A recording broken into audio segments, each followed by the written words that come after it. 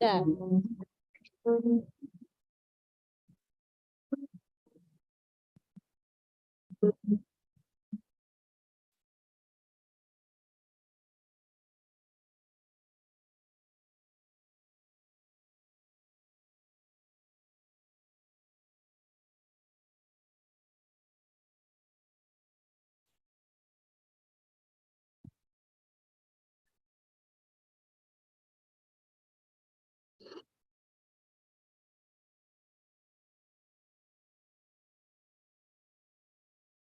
Do you see that happening? Amazing sporting spirit. They were timed, by the way.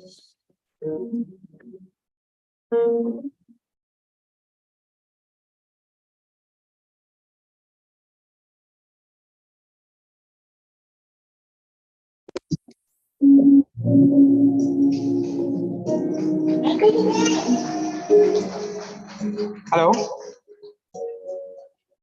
I must have Dr. Malini Shankar was no less. She was a stalwart woman.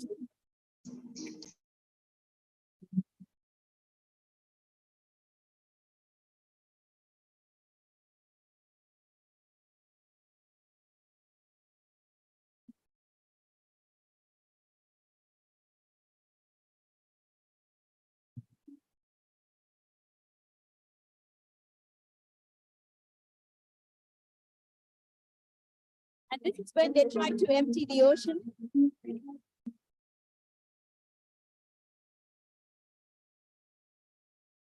No, there were no drinks at the beach.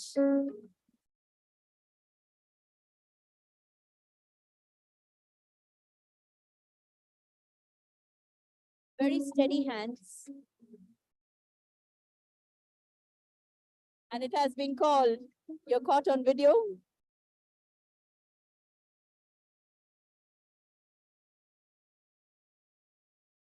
Oh, look at that.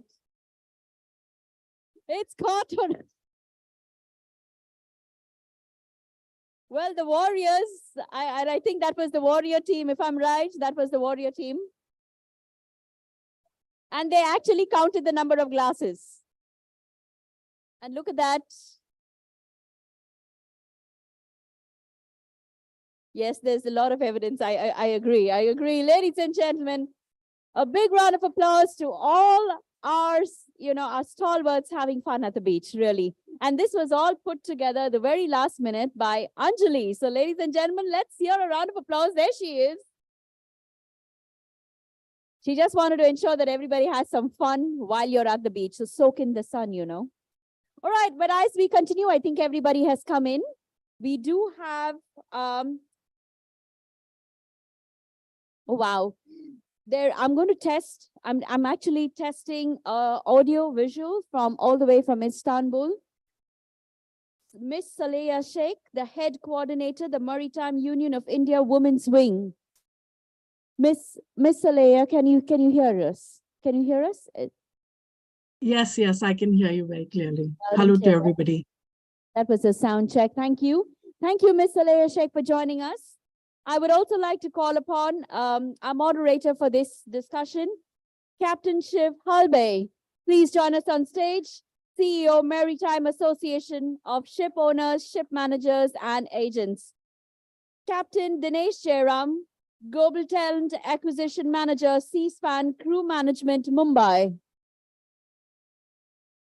Mrs. Leena Kamath Prabhu, Executive Vice Chairman, Angria Sea Eagle Limited. Proud to have you with us, ma'am.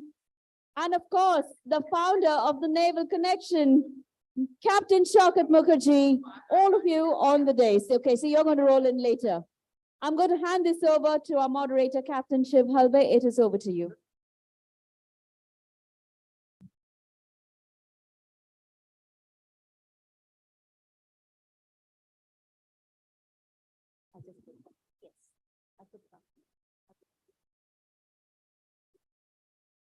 Now it's on. Thank you very much. The topic of today's panel discussion is that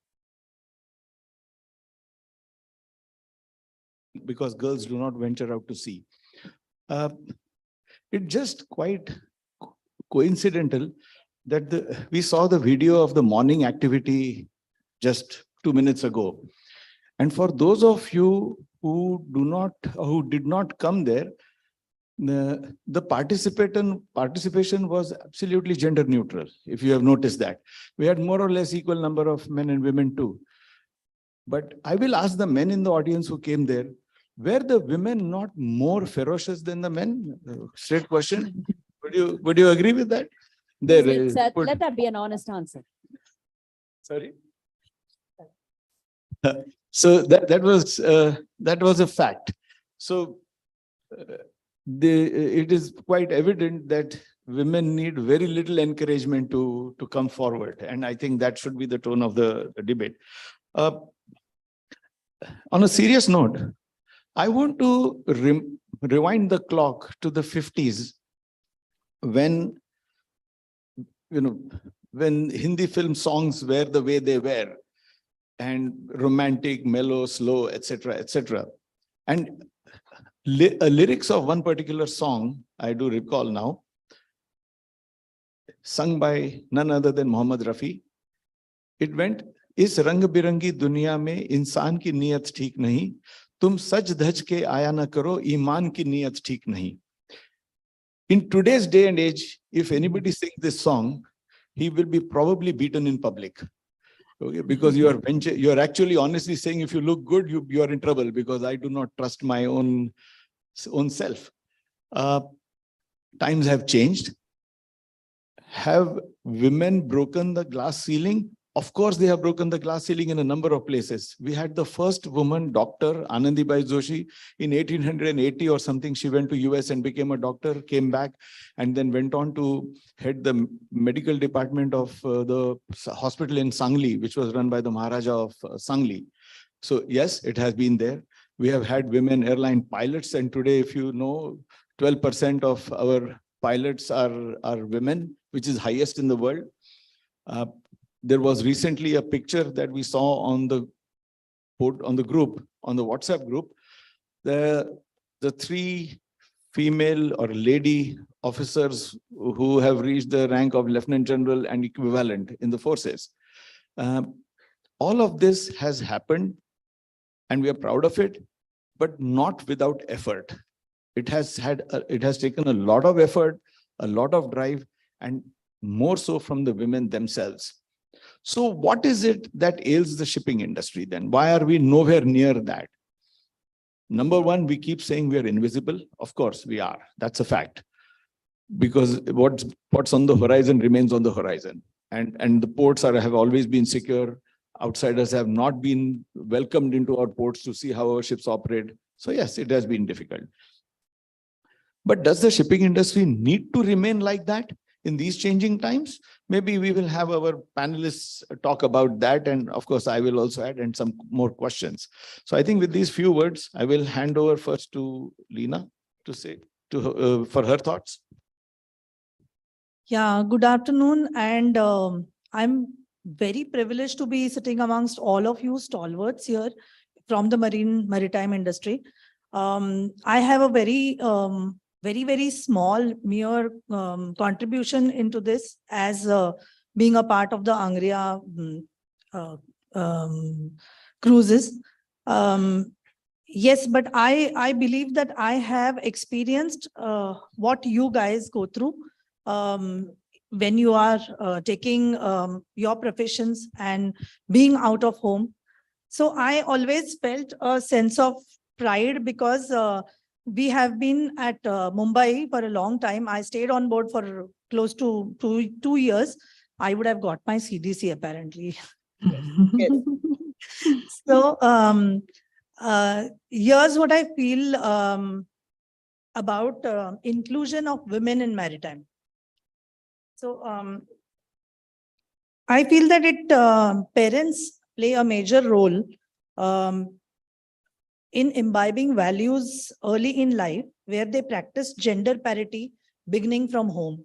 Schools also need to be incorporating a lot of sports where there is no gender selection, where girls can do certain sports or boys can do certain sports. So also values like being respectful, gratitude, patience, doing good to fellow beings are also important to be imbibed very much younger in life, because once these actions are ingrained, these are what formulate your careers at sea, especially because you all are spending a lot of time together in those enclosed spaces. Parents also need to be very supportive of the careers that a girl child will also want to choose. Shipping, of course, is very diverse and complex, and safety and being very technical is paramount. So your female inclusion, just for the sake of female inclusion, is also not the right foot forward, because it is, as we all know, you need to be highly passionate when you want to join sea.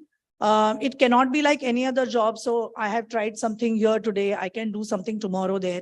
It's not that easy. You are doing a lot of training, you are doing a lot of education, and are going to be at sea for a long time, extended periods of timings that you're going to be away from your home and family. And so that work-life balance also is there. Traditionally, yes, this is been a man's world from a long time. Women, as you see now, are getting into different fortes and different experiences of work professions.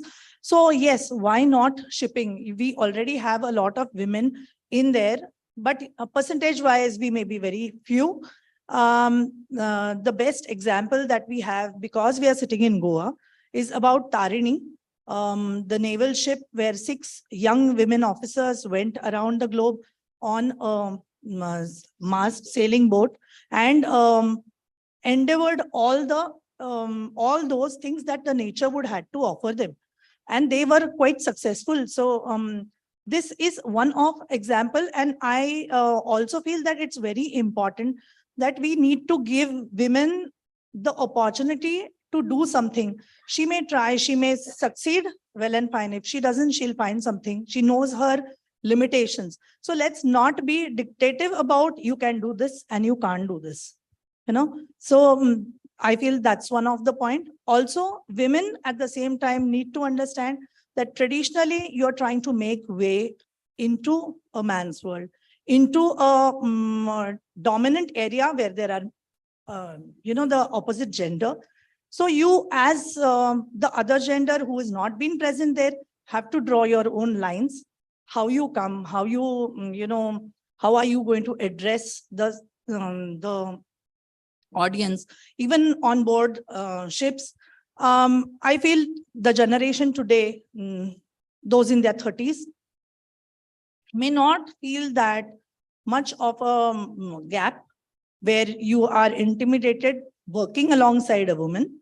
But the current officers on board who have not been trained or, not had the experience of growing up or being working alongside women, this kind of a scenario you may find for the next 5 to 10 years probably. We see our children mingling around with the opposite sex very comfortably, and you just saw the AV where whoever is here present also was so comfortable in the morning. So it's just, I think, about mindsets. Society has to just be very liberal and not be dictative about what they can do, what they can't do. And women in general cannot subjugate themselves to very stereotyped roles, because unless and until you come out of your comfort zones, you will not know what you can achieve, what you can do. So I think. Thank you very much. Thank you. Can we go over to Saleha? Are you all right, Saleha, to talk? Okay, great. Thank you. Let's listen to Saleha. 3 minutes, please. A very good afternoon to everybody. In fact, a big namaste to all of you, as Captain Nigam rightly said, any time of the day. So it's been a pleasure to be watching you over online. Since 2 days, I've been following the conference and it's amazing. The takeaways are just amazing, so much to learn. As much as I would have liked to be present amongst you all, I'm very glad that in this day and age, we can sit across the globe and be a part of any event. So coming back to the debate about whether there are less girls, less women seafarers at sea, I don't agree to that girls don't want to go to sea. That's definitely not the case. Because today we are living in times where we have women astronauts and women miners. And there are no sectors where women are not present. In fact, we have a sizable number of women joining the maritime training institutes, more than ever. So it's not that girls don't want to take up seafaring as a career. In fact, we have some of the most motivated girl students studying in our institutes. Earlier on, things were different. Parents were a little wary of sending their girls into a male-dominated sector previously, which is not the case anymore, as we all know. Nowadays, this isn't the case, since more and more families are proudly letting their girls take up the seagoing career. In fact, we hear of parents putting all their savings and even taking loans to pay the fees for their daughter's maritime training institute, education. The data on women seafarers in India, at least some time back, I had, which showed that over 5,000 women have passed out from our institutes.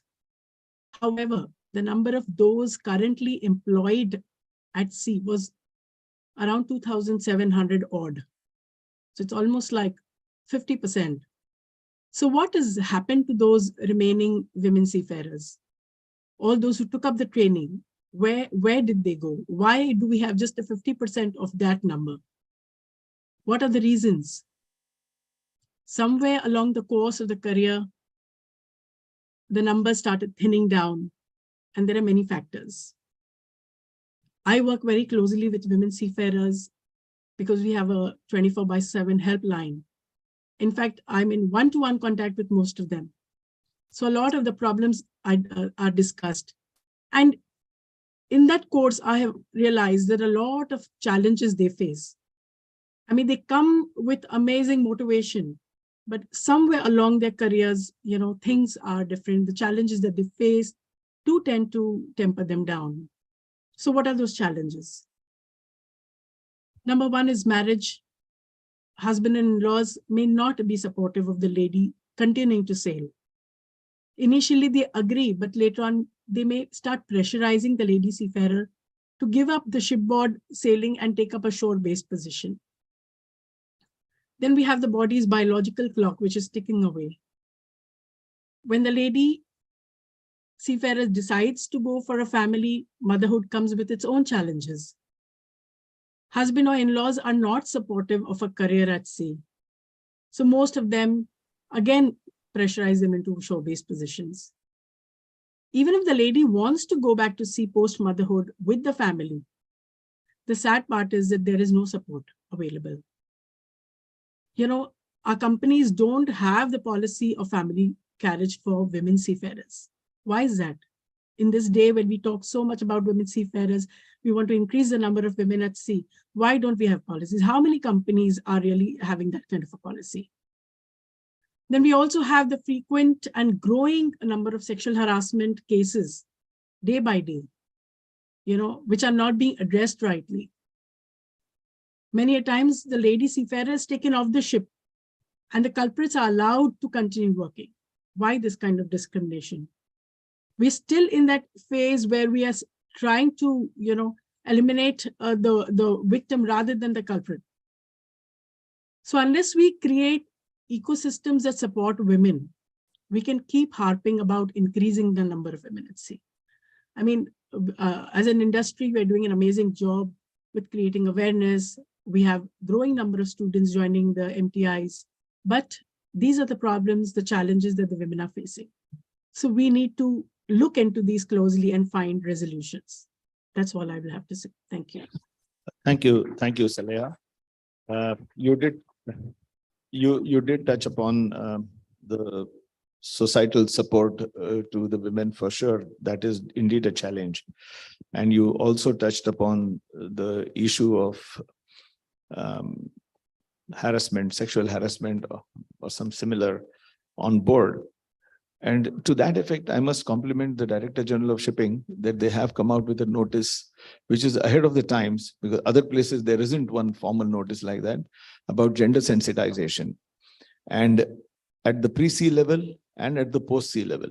Of course, at the IMO in the recently concluded HTW 9, which was from 6 February to 10 February, there has been a paper presented for change in the PSSR course to include gender sensitization, sexual harassment, sexual assault, etc.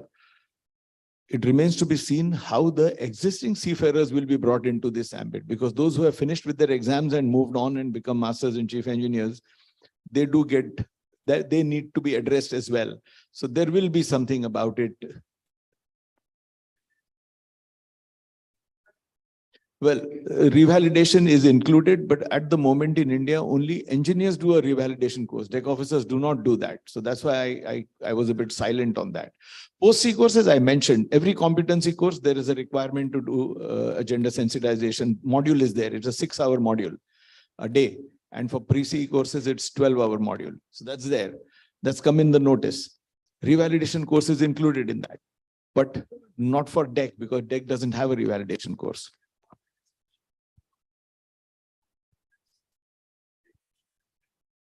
It remained at that level. It needs to move forward. So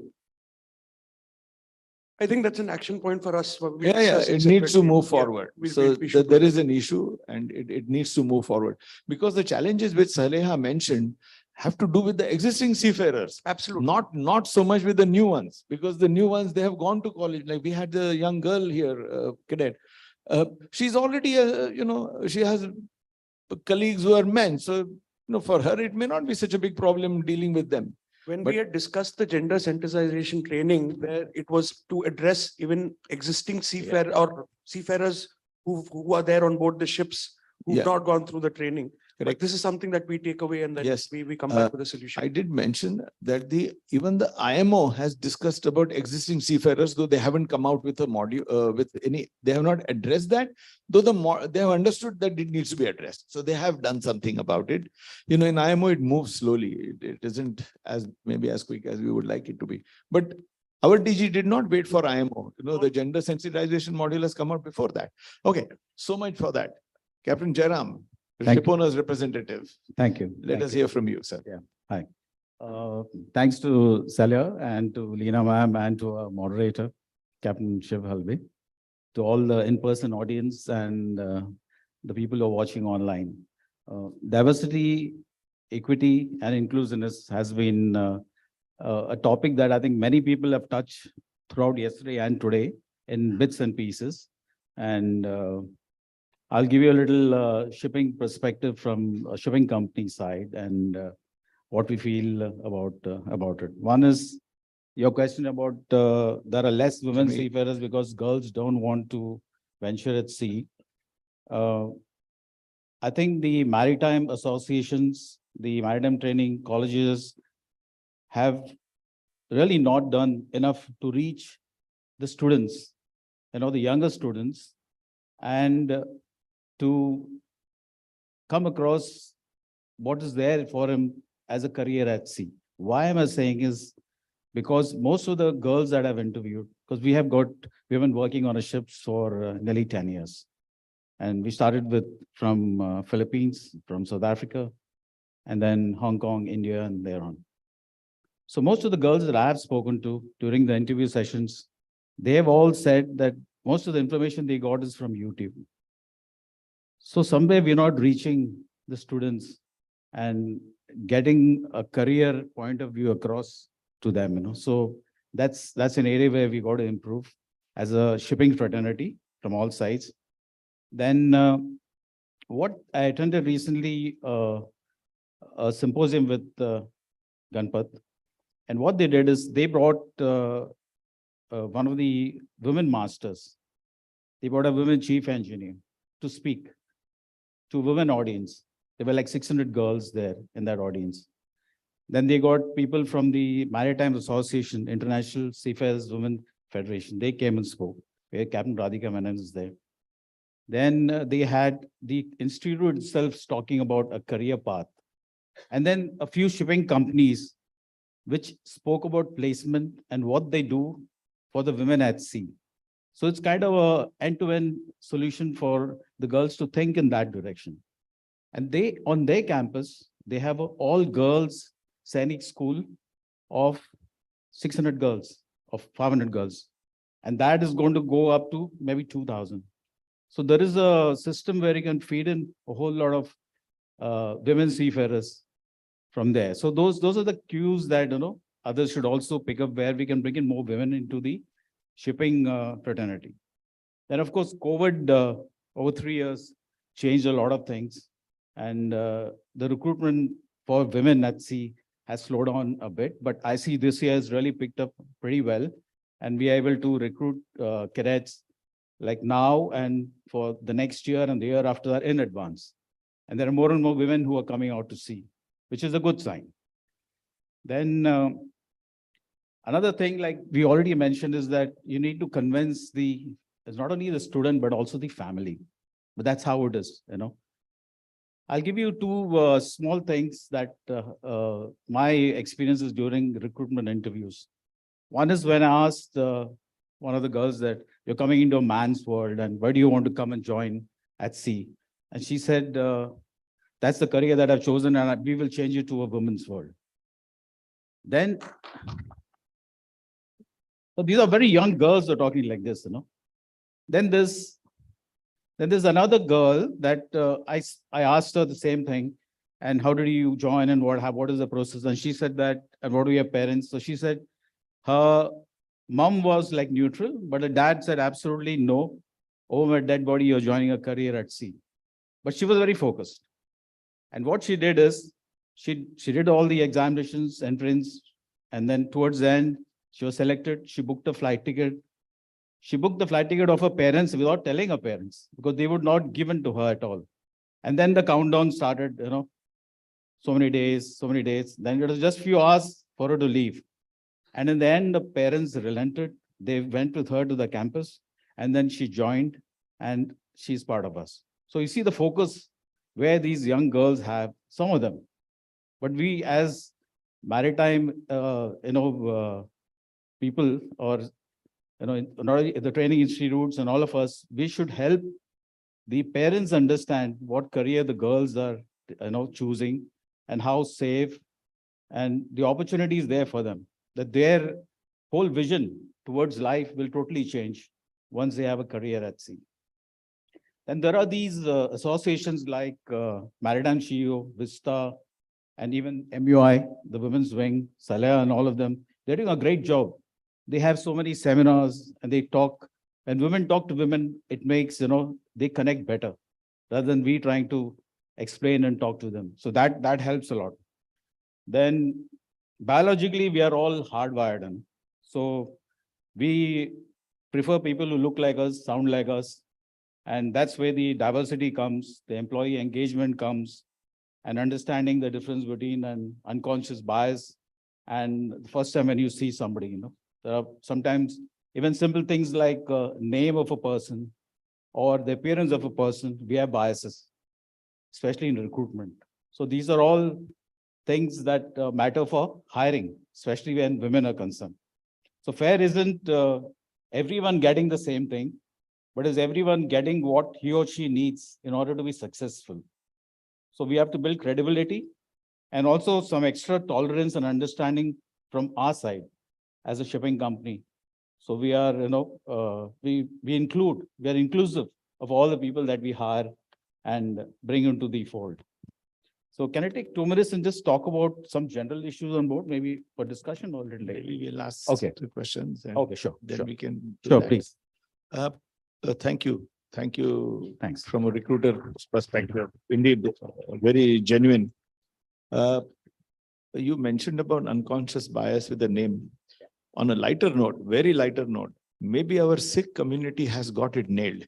Jaswinder doesn't tell you whether it's a boy or a girl. So there is light at the end of the tunnel. Maybe we need to follow some right people. One question I have for you and ma'am, and Saleha. Earlier, we were talking on this platform about retention problem, and that when you recruit women, there is a genuine retention problem because of motherhood, marriage, etc. And these are biological facts. There is no hiding away from that. And the younger generation not wanting to stay long enough, etc., it was touched upon. Maybe as an industry, we aren't doing anything to address this issue. We are looking at it and then moving away from it. So why can't we think about following a practice that you do some time on board, then you do some time ashore, then you go back on board? And mind you, it is not a brainwave I have got, because I was just thinking, there are a number of the largest ship owners are the Greek ship owners. And there are about, I think IMEC has the number. I think there are some 700 Greek ship owners. Am I right, Francisco? Somewhere I remember reading your document that there are 700 Greek ship owners approximately who own 1 to 2 ships. That's the typical Greek ship owner. That's the profile. What they do is these ships are operated by the family. The chief engineer, his nephew is, the superintendent.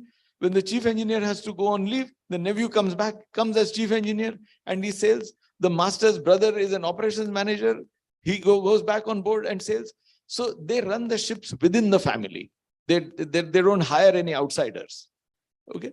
If they can do it as a family, why can't we do it as a structured system of operation? What stops us? So maybe, okay, it will cost more. Of course, it will cost more.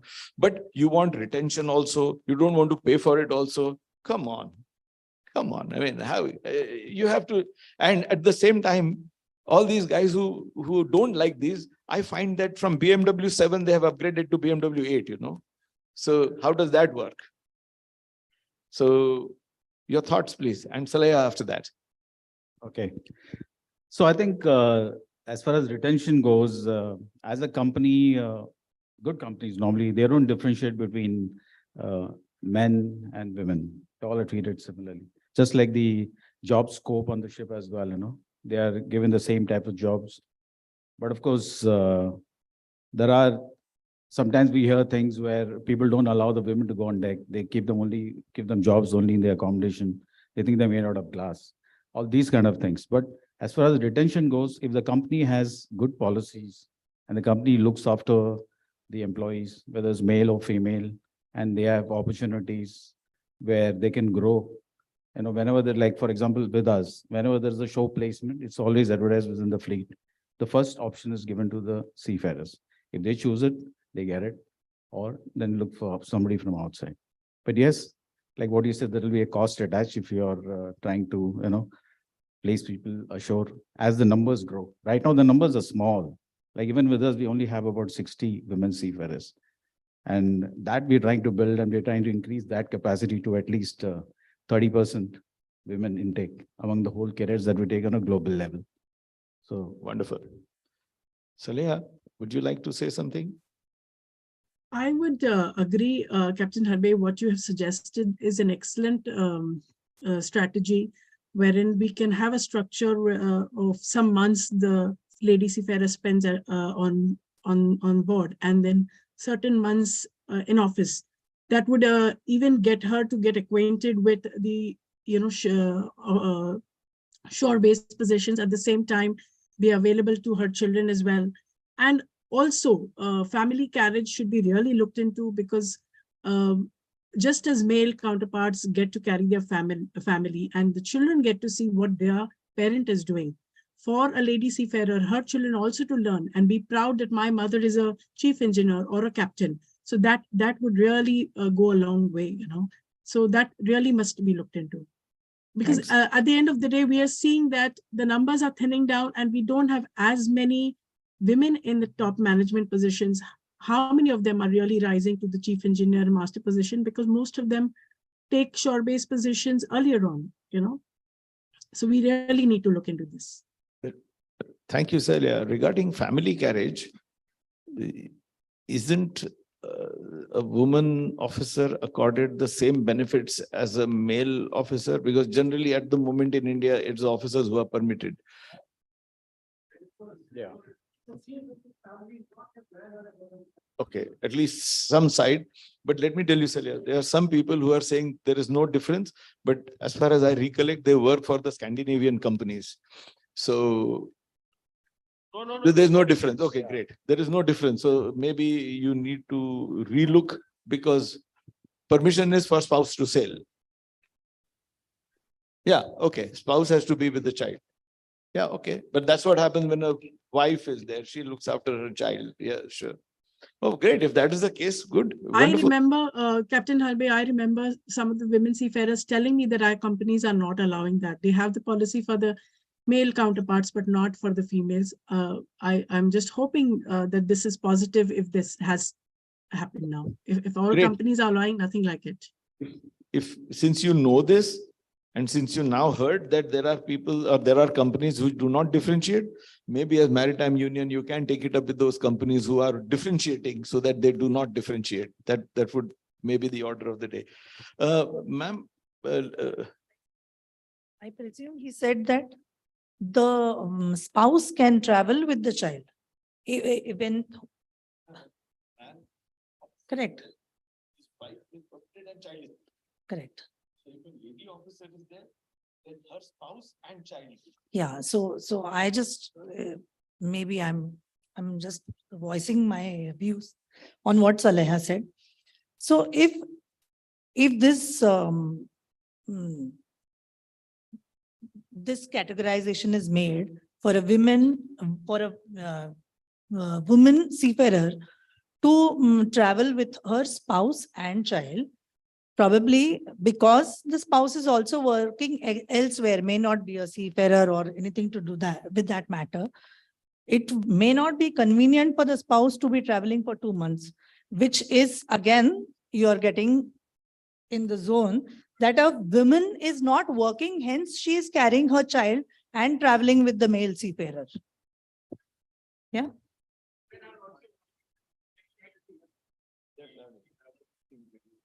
You know, sometimes the child is also traveling with the father, without the mother. Yeah. So there are cases where the father has said that my son wants to take up a career at sea, but he wants to get a feel of the ship. And is it okay for him to sail with me? Like normally most companies will say, no, the mother should be there. But there are good companies will say, okay, fine. Yeah, but that there is circumstances. There are circumstances. You know, 3 year you may say no, 10 year you may say yes. There may be some. So one. I think I will keep a last question before I go. There is something called Armed Forces Medical College. I think you have heard of that. Pune. They have men and women officers who become doctors and they join the armed forces. But before they are inducted into the armed forces and once they complete their medical education, they have to do what is known as a boot camp, because they are converted from doctors to soldiers. Because at the end of the day, they are soldiers. And when they do that, there is no leeway given to men or women. They do the same task. They get up at 5 in the morning and go for a route march. They have breakfast at 8. Then they have to go for target practice or whatever they do. And there is no leeway. And why I'm telling you with this confidence is because my younger sister is a product of AFMC. And I used to joke with her, "Tu kya 5 baje uthegi" type. But she did get up. That was surprising. And what she told me was that their drill sergeant would simply say, then bullets fly. It makes no difference whether it's a man or a woman. You know, you get it. So you better be prepared. Given this backdrop, shouldn't the training in the maritime sector be the same absolutely, with no differentiation of women not allowed outside the accommodation, inside the accommodation, etc.? Absolutely. Yeah, when you want to be parallel, you have to go through everything at the same balance. You cannot, at that point of time, you cannot get your perks. Thank you. Questions? We have time for 2 questions.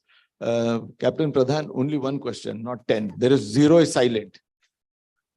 I knew you would say that, but so it's not a question, it's just a comment on, I fully appreciate all your views. You all are dead on. But while employing, I do have experiences. I've been a master on a passenger ship, handling 140 girls under my belt. So what do you need to do in the office? The policies have to change is first thing, you must have someone to represent the women on board. So you need a crewing manager or a DPA who is a woman, so they can, get in touch with each other and these views, because sudden illness is also, the girls are not going to speak to the gentlemen who are very gentle in the offices, but still there are limitations. Other thing, we need a little bit of a change in designing of the ships, because the toilets, the accommodations need a little bit of a tweak. So that the owners will need to come forth with in future. Ensure we at least have minimum 2, if not 3. One of the senior officers should be a lady when you're putting the girls on board. So this will take a lot more care of. That's it. Thank you. No questions for you, Shiv, Captain. Thank you. Shiv, can I just take 2 minutes? Sure. Yeah. I just Yeah. want to let everybody know what we do as a company. So there may be some companies which are not hiring women, and those are good tips and pointers for them to when they're hiring women. So one is you have to have a cultural change in a company. So this has to come right from top. For us, right from the board to the CEO, it comes on. They keep asking us, what's happening? How many women in the organization? What is the target? What are you going forward? So there is support from the top. Then at the management also must speak about it internally, externally, about diversity, inclusiveness, and these kind of things. The company should have a very strong harassment and bullying policy where it's a no nonsense. If something goes wrong, the guy's taken off, investigation is done very clear, and you deal with them very fair and square. And what we have done is we have allotted 21 ships where we place women. So you'll always have 2 or more women on these ships. So they always have a companion on board where they can discuss their issues, their problems. Then in the offices, we have 4 offices where we have engagement champions. They are also women. So if they need to talk to them, they can, whatever the problem may be, they can discuss on their level. And then it comes and escalates to us. Then we also have employee resource groups in the office, different offices. So we talk about how we can improve the DEI, and I myself being the co-chair for the DEI. Then there are social connect groups, like there is a group called C-SPAN Queens. That name is given by the women, and all the women, irrespective of the nationality, they are connected. So when a new person joins, the seniors mentor them their own way. Because one of the most difficult things that when we talk to the cadets, they tell us is drawing the line, when to say no, and what we spoke about sexual harassment and bullying and all these things. They're very young, and they don't know that, what to do and what not to do, especially when they're dealing with somebody like a captain on the ship, because his position is way, way high and the cadet is way, way below. Then things like, sanitary pads, tampons, carriage, if they can buy at cost, disposal procedures, all these things should be laid out in your procedures clearly. Then gender sensitization training, what we spoke about. Now we have hired a company which does that for all the people on all the ships. But many times we found the problem was not with the women, the problem with the men who are already there with us, for them to accept the women in the workforce. Then advertisements. If you see the C-SPAN advertisements, you have a women face with the advertisements. So that's what we are trying to project women right in front, though we are hiring more men as of now. So those kind of changes, and also now for the new ships, we have additional cabin spaces. We have toilets on the main deck, changing rooms, again, only for women. Then unconscious bias training for all the employees across the fleet, no matter where you are. And right from a COE says that we should be a company of choice for female seafarers. That is the vision they have. So we are all kind of motivated to move in that direction. So I think all of us should follow this journey. So when you do this, then our journey will be our destination towards women empowerment and gender parity. Thank you. I think we will, would you like to say, Saleh, we want to say something as we want to close out. I think what Captain Jairam has just mentioned, I think that's really motivating, and all companies should follow suit. I'm sure most of them are doing, but this is like too good to be true. And it's really nice to hear that these are the changes being implemented. And if the entire industry makes a very conscious effort towards it, I don't think we'll be having these kind of discussions in the future. Yes, 5 years from now, this topic should not be there in any seminar. Absolutely. Then we have won. No question. Thank you very much, ladies and gentlemen. Shaukat, have you finished on time? Finished on time. Thank you so much. That's a brilliant close, Thank you. Captain Halbe. Thank you to our esteemed panelists. I'd like to welcome Captain Shaukat to do the honors to present a token of gratitude.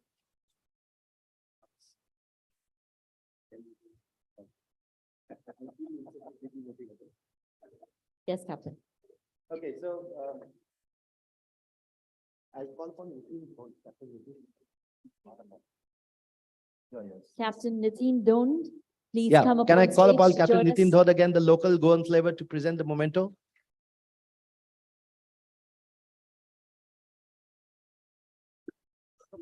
That is.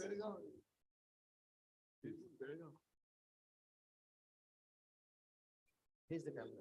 No, so give it to your sister. Oh, that's.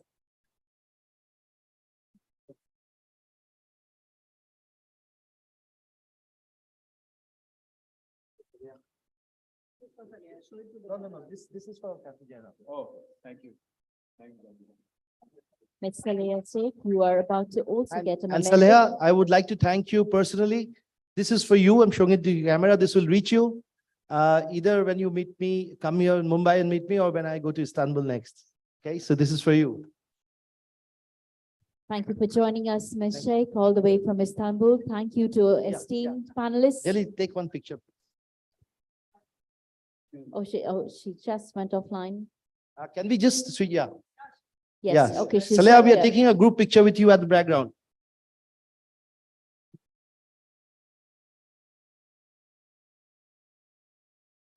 Thank you. Thank you, ladies and gentlemen. With that, I'll now Thank hand you. over to Captain Shaukat Mukherjee to have the closing address. We've come to the end. No. Believe me, this is just the beginning. Okay, so the reason why I was a part of this panel. The reason why I didn't participate is that I'm having to do a lot of running around. But then I just want to share my thoughts on this in this session that just happened for 1 minute. You know, I'll tell you a small story which I read a couple of months back. So I'm not going to name the country, but the women's tennis team complained to the tennis administration that they were getting less money than the men's team. And they put forward this question: why are we as a women's team getting less money than the men's tennis team? And the answer came from the administration. Again, I'm not naming the country. The answer came that you're getting what you deserve. Now, this is a very strong answer, right? If you're telling me that you're getting what you deserve. And this created a lot of havoc, even in the media. And then the administration explained that, you know, the men's tennis team generates a revenue of $14 million. And the women's team generates a revenue of $1.4 million. We are paying you 7% of the revenue that you generate, while we are paying the men's team 2% of the revenue they generate, which is maybe 3 times than what you're getting. And that's the reason we say this answer is nothing to do with gender. This answer is what you deserve with what you do. So I'm putting this is not my opinion, neither am I saying this. I'm just putting this in your thoughts. Maybe it's food for thought. And when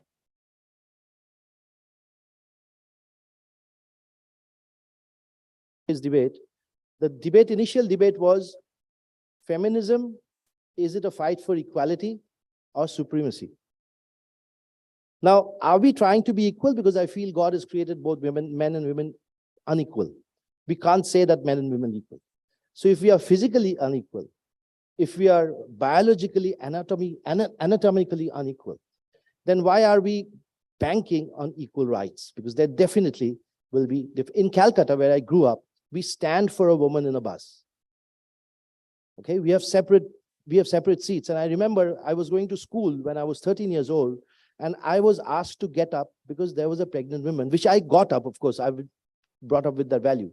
But then I asked my question to myself, and as I grew up, that why do I have to get up when people don't get up for me? And this is again a food for thought. Somewhere down the line, and it's a personal observation that I see, somewhere down the line when I hear people talking about women's rights in urban cities, and there is absolutely no divide, and people are I've grown up in a Bengali family where we look at women as gods. All our women, all our gods are women. You see, most of our gods, including Durga and Lakshmi and Saraswati, Kali, everybody is women. So we look at our wives like gods. Of course, we have no choice. That's the other thing. But yeah, so we believe that women are stronger, and I truly believe so. I've written that in my book as well. But when I find that when we start talking about women, somewhere down the line, this sentence about being equal should not take a form of activism. And this is something that I want to share in a public forum, that somewhere down the line, and I've had this discussion with a lot of women seafarers, and yeah. See, I'm not wanting a debate here. I mean, in the sense, yeah.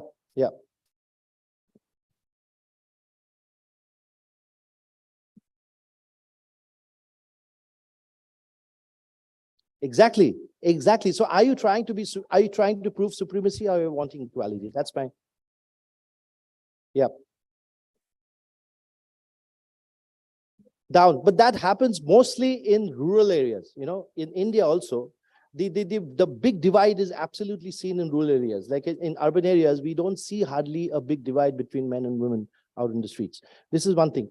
Secondly is that so that was an initial food for thought of a debate which I wanted to concur, because I think this diversity issues is almost becoming cliched, because we always talk of diversity and we always talk about the same things out in the forum. So maybe I wanted to give it a different look.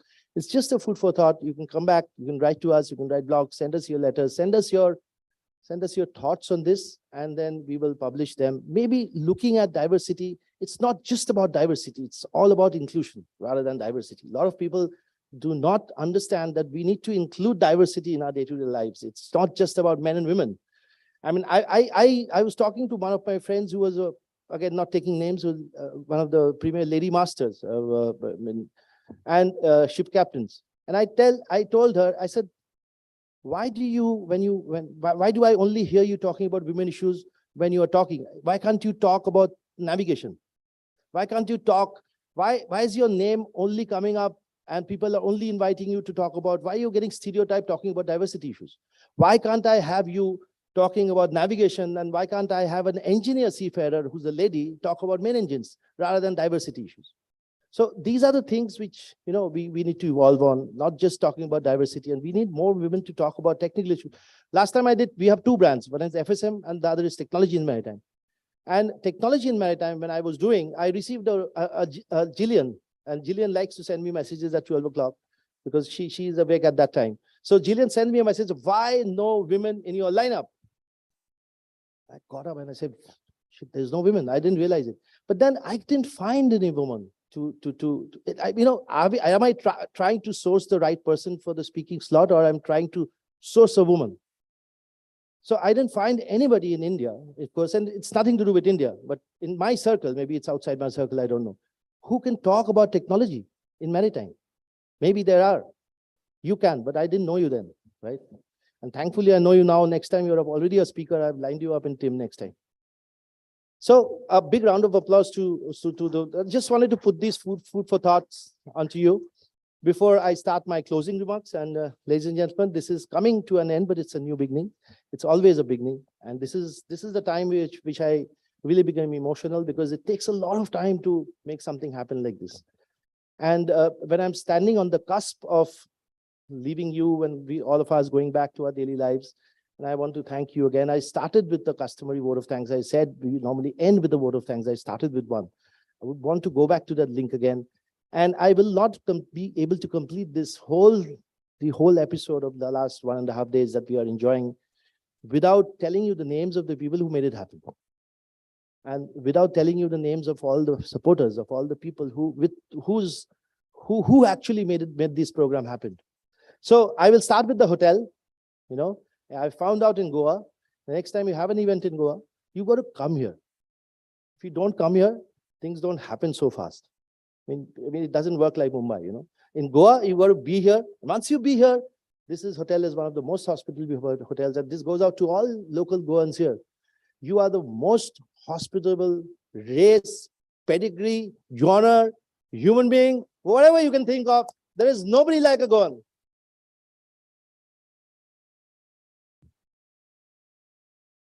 I've never had Penny.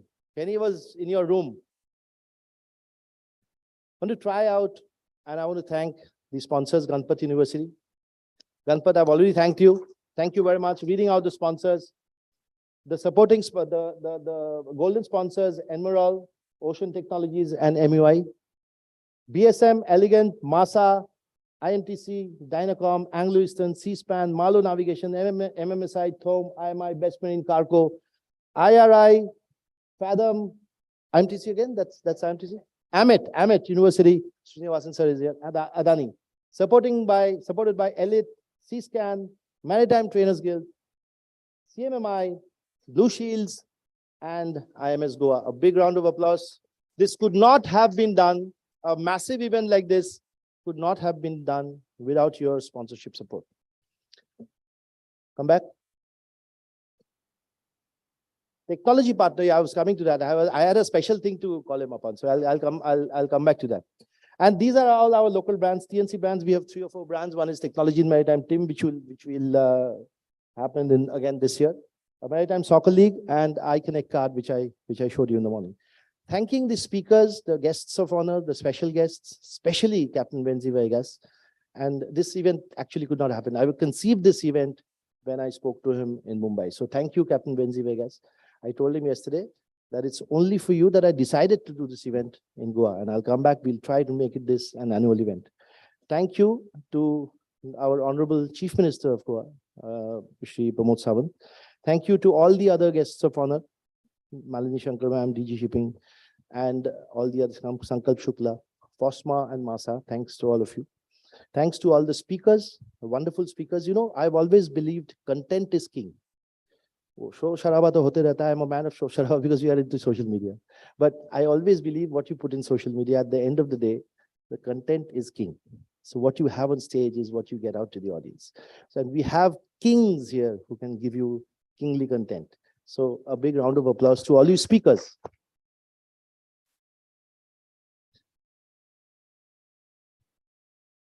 I have a few individual people to thank. Again, after Captain Benzi Vegas. This event, they have stayed with me like glue, okay? And one of them is none other than Frank Vegas. When I called Frank, he told me one thing, Captain, you're doing this in Goa, I'm with you. Any problem, just call me. Don't worry, I'll get it done. Frank, I want to call you on stage, and I want to felicitate him because Frank Vegas gave me the strength to have this in Mumbai, in Goa. Frank Vegas gives you strength. When you talk to Frank, you know what's behind him, you know, what kind of support he's leading you to. So Frank, thank you.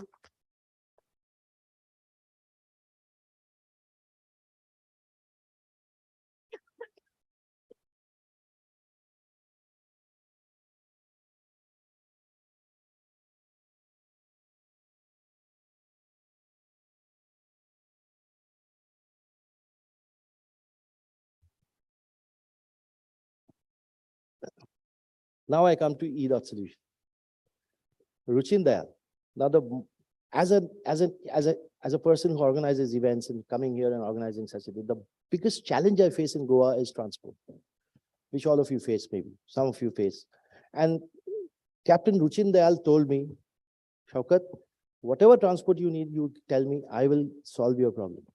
So with some of the airport transfers that I could give for special guests who are coming, in the sense who are stranded or whose airport transfers were not very done properly, he is the one who had the car right at the stadium, right at the airport, and where it mattered.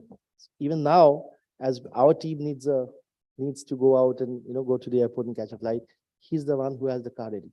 So not only being a sponsor as a technology partner, Ruchin Dal has given us so much support. I went and told him, Ruchin, I'm very grateful for this. It's a commercial event for us.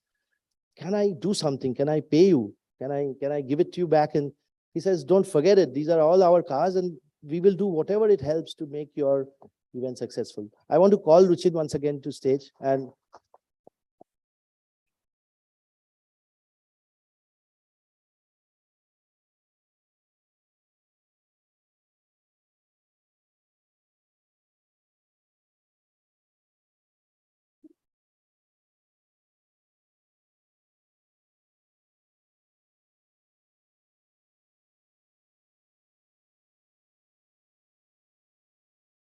next is another person which I want to thank individually again. He's a my dear person. And whenever I call, he says, Bol Shaukat. And he knows this. But I have learned a lesson. I'm telling you, if you interact with him, never keep your phone on microphone, on speaker mode, especially when you have a lot of people around you. Never ever keep your phone on speaker mode because you never know what's coming. And that is Captain Sushil Mathur. Captain Sushil Mathur, I want you here on stage because he's an agency person. Sushil is the go-to person for everything and anything. Even if I had the smallest doubts of something vendors, something not happening, something not, the moment I call him, that particular person's number is there. He's helped us out with the invitations, local seafarers, invitations, the vendors, everything. And Ruchin, Sushil, I could not have done this without you. So thank you.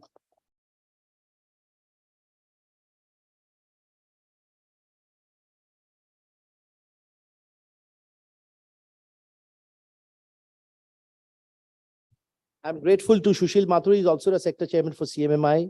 Grateful to him for letting me know about his daughter Komal, who was such a prolific speaker who we heard yesterday. If I am missing out anybody, हाथ जोड़ के क्षमा चाहता हूं, because there are a lot of people whom I cannot even name, behind the scenes, so many people working with Frank, all your people, I want to thank.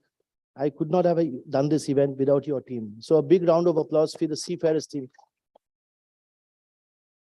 Another help that he gave us, he assisted us with volunteers. He said, Shaukat, if you want volunteers, I said, yeah, we are doing this not in our home turf, we are doing it at a different turf. So he offered, and we have these wonderful ladies. I want to call each of you on stage, please, 3 of you on stage. And I want to call, he's a TME, please. Yeah. And please come up, a big round of applause. This is from the volunteers from Frank's team. I want to thank you.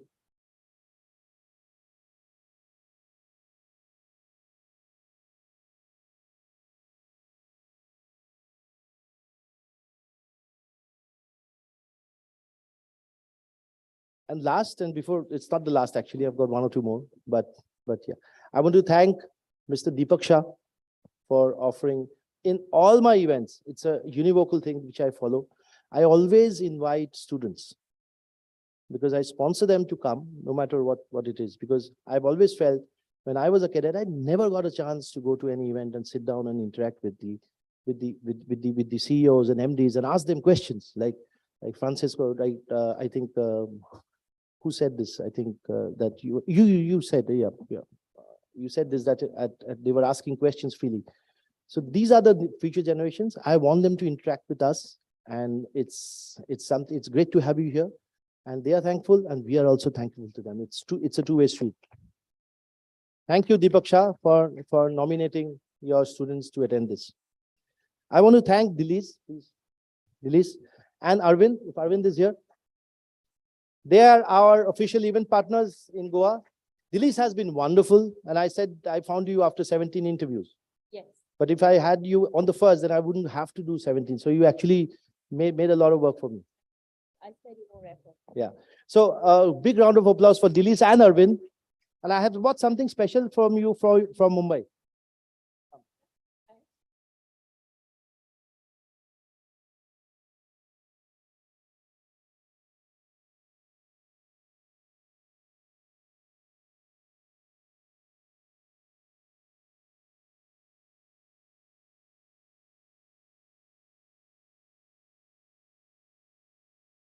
Lastly, as we wind, and we are all in flight mode now, all with jeans and everything, but yeah. I want to, before I call my team personally, I have a felicitation to make. We want to call Best Marine. Best Marine has been not a part of a speaking team because most of the sponsors are actually have a speaking berth, but yeah, Shadab is here and they've given up. And I've been working with Best Marine for a long time now. And they are a prolific team. Mr. Amin, his father, they're a 3-generation-old team. Started by his grandfather and then his father Amin, who everybody knows, and Sadaf. Okay.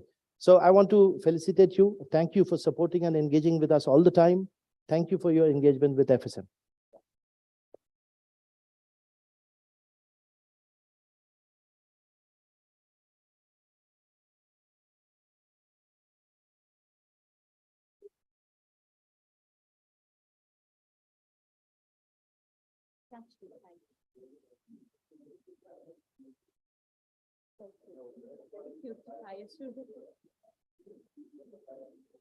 Come back. Yeah, is it? Okay. And now, ladies and gentlemen, I tell you, I would want to invite my team, our personal team here, without whose help, all the things that you see, all the hampers, the hats, everything that you're in your cabin, right from, they are the ones who conceived the idea. And I just say, go ahead. You know? So I would like to call each one of them, Kushi, Shreya, Anjali. Somebody else can take your photo. I mean, and Sagar. Sagar has been behind the scenes all the time. Sagar is our head of IT. And these are the people that make it work. And like I said, when I take an interview for a new position and I've got a call to ladka to lega nahi. I have some sort of a reputation in the market that I do not recruit gentlemen or men, male. But I recruit for the position. I do not recruit gender-wise. So it's like if you're fitting the position, then you're fitting the bill. So I have a workforce of 90% women. I have a 14-member team now, growing. But thank you. Without you, we could never do this event. Thank you. They made the memento, so I couldn't give them a memento, so they'll give it. Anjali. Anjali is the person who's an Instagram specialist, and she does the full Instagram and everything handled for Sankalp. She does it for Fosma as well. Yeah. So a big round of applause for Anjali, who does our social media for TNC. And before I say goodbye, and I want to announce our next event, October or November, date is not fixed. We're going to come out with something which has never ever been done in maritime before. Only issues, never ever. And Andrew's just, I got you right here. Yeah. So we're going to do maritime industry's first fashion show. Arun? So when it's a great idea, normally claps come after 10 seconds. I'm just saying. No, but because we've spoken about attracting new generation. We got to make our industry more fashionable, look fashionable. We got to sell our industry to the new generation. And then only fashion is not about beautiful girls and boys walking down the ramp for selling clothes. Fashion is about you, me, locked up in a wonderless world of reality. Fashion is about our character, our depth, our personality. And this is what we need to give our industry. We need to give it a personality. So we are going to have people, all the leaders, men, women, all the leaders of maritime walking the ramp. I'll make each one of them walk the ramp with their partners. November or October, I'll come back with the date. By the end of this year, by the end of this month, you will have the dates. Reserve your date in Mumbai, one of the biggest, and we'll club it with our next event, which is technology in maritime, which we will have a technology. We'll have a technology competition, innovation in technology, and we will open it to all the institutes, giving us papers. The students will give us papers, and there will be a global jury who will decide on which 3 papers win the prize. And maybe I will ask IMEC also to be a part of this as a cadet program, and to be one of the jury, and to decide on innovation and what kind of new generation comes out with excellent ideas, out of the box ideas. So which team wins, the three best teams will present on stage at the Technology in Maritime Forum. That's happening in October or November. So now it's time for me to go. Thank you. And like I said, we could not have done this for you. It's you who made this happen. Thank you so much. Have a safe flight back home. We will meet again in Mumbai or anywhere else.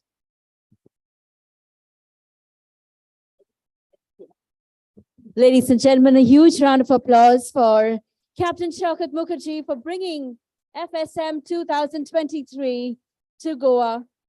And he very successfully docked the ship. And we are now open, of course, the stage will be open for photographs before you leave to take back memories. But this, I would like to sign off. This is Delise Dai signing off. It's been an absolute honor among stalwarts to be here, and I couldn't thank Captain Shaukat for this opportunity, for choosing us to be his event partner. So ladies and gentlemen, please have a safe flight. I hope to bump into you sometime. For now, this is Delise signing off. Have a safe flight. Good night, everybody.